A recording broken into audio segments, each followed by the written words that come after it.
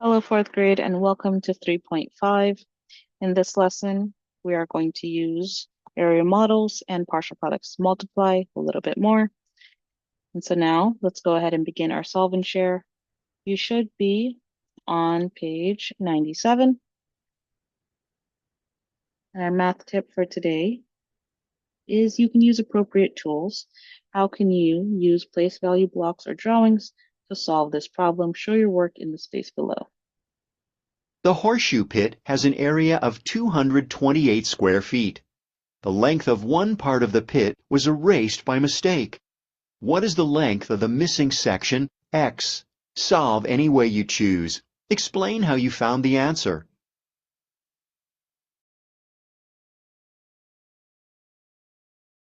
The horseshoe pit has an area of 228 square feet. The length of one part of the pit was erased by mistake. What is the length of the missing section, X? Solve any way you choose. Explain how you found the answer. All right.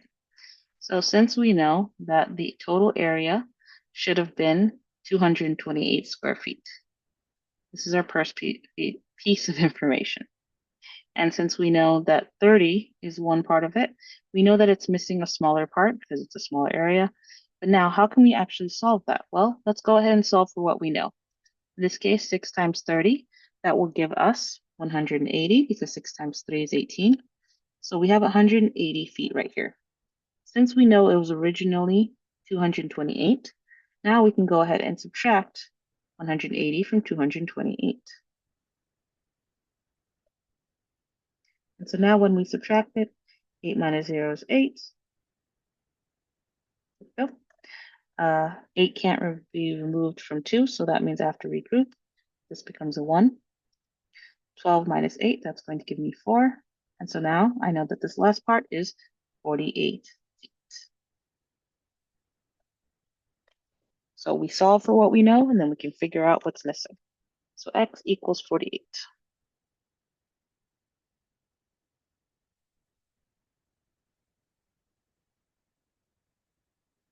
Now, when it talks about this part right here, remember, we solved for this bottom part, so we can go ahead and now see 6 times what equals 48.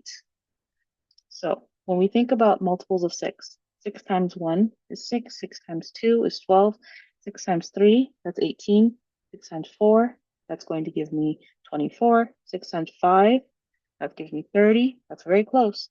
6 times 6 is 36, 6 times 7 is 42, and 6 times 8 equals 48. So that means x equals 8, because this part right here equals 48 feet. Let's go ahead and begin our video lesson. Right now we're on page 98. So go ahead and make sure that you're following along with the example so that way you know what we're doing.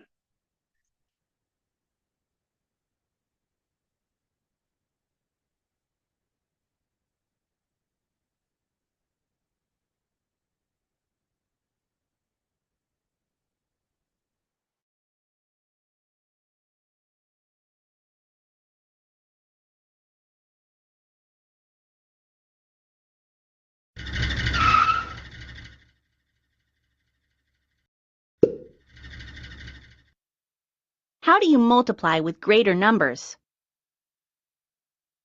The Rails to Trails Preservation opened a new section of a biking trail. The section is 6 yards wide. What is its area? How do you find the area of the new section? Select your answer. Calculate 6 times 1,842. 6 times 1,842 is about 6 times 2,000 equals 12,000.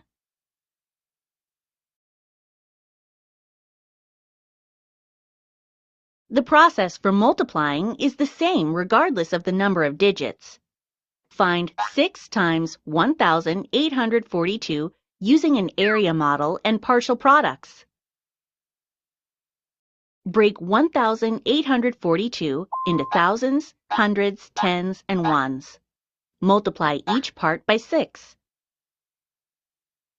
Remember, you can find partial products in any order. This part represents 6 times 2. 6 times 2 equals 12. This part represents 6 times 40. 6 times 40 equals 240. This part represents 6 times 800. 6 times 800 equals 4,800. This part represents 6 times 1,000. 6 times 1,000 equals 6,000. Add the partial products. The new section is 11,052 square yards. The area of 11,052 is reasonable because it is close to the estimate of 12,000.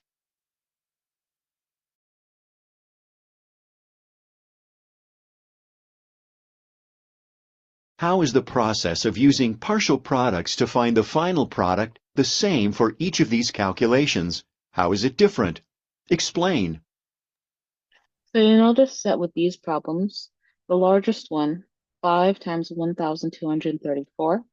Here we have 5 times 234. Here we have 5 times 34. And so something that they all have in common is that they're repeating the last 34 part.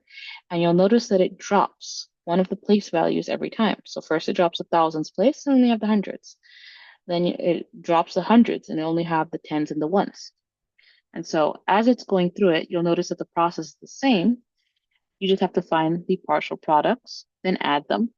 And the process is different because each one has one more place than the one before, thus one more partial product. So if you notice here, you'll see that this part right here, we only have tens and ones. This one, we have one more. We have hundreds, tens and ones. Then we have thousands, hundreds, tens and ones. But these are all of our partial products. So if you even solve this, you would still get part of these answers right here. Let's go ahead and continue with our notes and guided practice.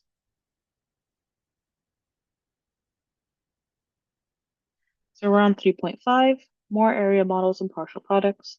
I can use area models and partial products to multiply. I can also use a math tool to help solve problems.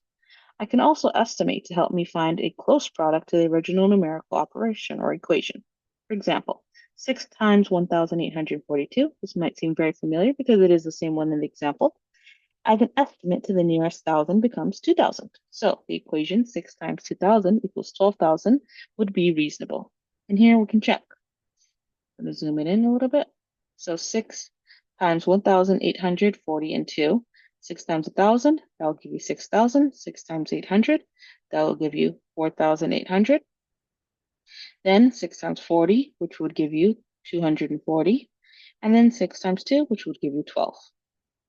And so you'll notice that for here, with the partial products, we have the exact same thing.